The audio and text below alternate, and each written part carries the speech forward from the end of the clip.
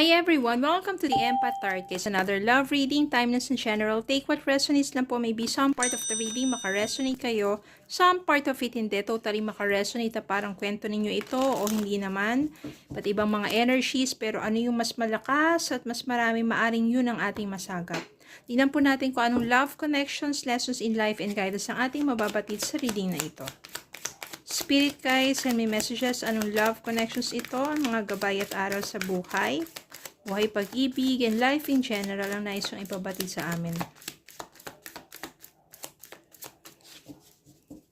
Okay, more messages sa Spirit Guide.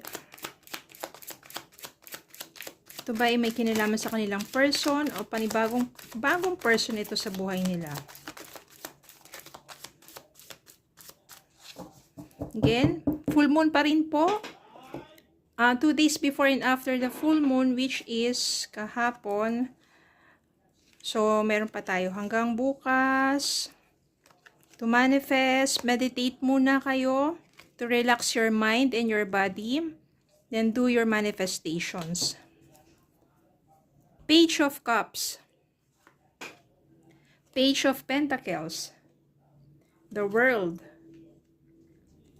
8 of Wands.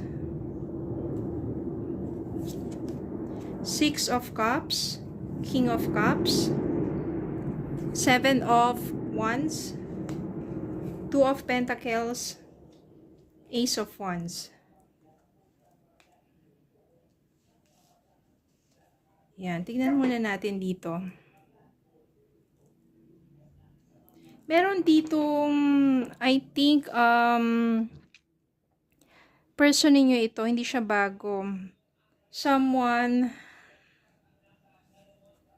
7 of Wands. Someone is fighting for love. Person mo ito na maaring babalik sa buhay mo, na yung talagang magsusumikap siya na ipaglaban yung nararamdaman niya sa'yo. Bakit ba? Ano bang nangyari sa inyo?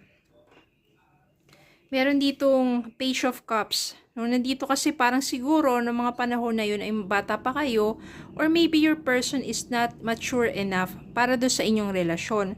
No, yung mga mapaglaro, yan. Childish, yung mga ano niya. Maaring nagsimula kayo sa paghanga, yung mga crush na yan, admiration, maaring doon nagsimula ang inyong relasyon. Tapos naging, yan, parang nag-o-offer siya ng relationship sa'yo. Yung Page of Pentacles dito ay yung opportunity para sa isang relasyon. Pero, parang ang nangyari dito, nagkahiwalay kayo. The World. No? Naging malayo kayo sa isa't isa. At hindi na niya na-manage na ang kanyang panahon, ang oras, para sa'yo. Kahit sabihin natin, kahit magkalayo kayo, di ba? Ano ba naman yung araw-araw, dapat meron kayong constant na communication. Hindi nawawala yung communication ninyo. Marami namang paraan ngayon, especially technology ngayon, no? For communication. Pero ang nangyari, siguro sa sobrang busy niya sa trabaho, hindi na niya mapagsabay pa ang inyong relasyon. Kahit yung mga simpleng pagtawag or pag-chat lang, hindi na niya nagagawa. Yun ang maaaring naging dahilan kung bakit parang naging malamya na ang inyong pagsasama. Parang minsan wala ng communication talaga, nagkakaroon ng matinding tampuhan, at maaaring yun talaga ang naging dahilan kung bakit hindi na naging maayos pa ang inyong relasyon. Ngayon, kung wala kayong communication na, magkakaroon yan. Yung 8 of Wands dito means communication, fast energy to, na kung saan, andyan muli yung parang magkakaroon ng romance, yung ibig sabihin, babalik ang inyong communication, no? Kung sa tingin mo wala kayong contact, magugulat ka na lang dahil gagawa ng paraan yan to reach out. Gagawa ng paraan yan para makontak ka. At doon, muli magsisimula ang inyong pag-uusap. Andito na siya. Mas bata sa inyo yung person ninyo. At sa inyong muling pag-uusap, nandun yung mga good memories nyo together. Yun yung parang ang mangyayari, ibabalik yung mga magagandang memories, yung mga sweet memories ninyo together. At maaring doon ay magsisimula na bumalik ulit yung mga damdamin ninyo sa isa't isa. Para nagsisimula uli kayo by remembering sweet moments together. At huwag kayong mag-alala kasi yung person ninyo na kung dati ay bata pa at immature, ngayon, mature na siya. Yung mature, compassionate, mapagmahal. No, nandiyan pa rin kanyang pagiging friendly, pagiging charming, romantic. Yan, mas magiging romantic siya sa pagkakataong to. Maaaring darating din yung time na magkikita kayong muli at doon niya mas ipaparamdam sa'yo yung mga na-miss niya na pagkakataon na malayo kayo sa isa't isa. Yung Ace of Wands dito means panibagong simula. Naging malayo man kayo sa isa't isa, pero darating yung time na muli kayong magkakasama at maaring hindi na kayo magkakalayo pa. This is a new beginning. This is good news. This is passionate relationship. In Ace of Wands dito means new opportunity for you to have a romantic and passionate relationship. So, yung person mo na mismo ang mag-take ng effort to reach out to you, na suyuin ka, yayain ka for a date, parang yung mga panahon, gusto niyang, hindi man niya mabawi na, pero gusto niyang mag-effort na para sa inyong relasyon. So, mangyari niyan, hindi na kayo magiging LDR pa. No? Dahil magkakaroon na ng pagkakataon na muli kayong magkasama. Maaring ito, naging mature na siya sa kanyang mga naranasan, sa ibang lugar, sa malayong lugar, nakapag-ipon-ipon na rin yan. Maybe this time, ready na talaga siya and serious na siya sa relationship.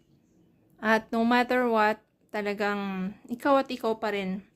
Yung talagang mahal niya. Actions speak louder than words. If you want to know what someone is feeling, watch what they are doing. So dito, mas magiging malamang na ang kanyang actions kaysa sa kanyang mga salita. So gagawin na niya talaga, mag-e-effort na niya ng gusto.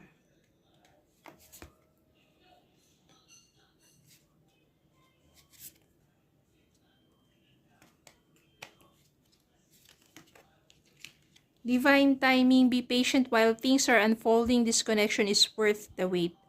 So, divine timing talaga, especially, di ba, kung LDR pa kayo sa ngayon, at yun yung nagiging problema sa inyong relasyon, yung layo ninyo sa isa't isa, palagi nyo namimiss ang isa't isa.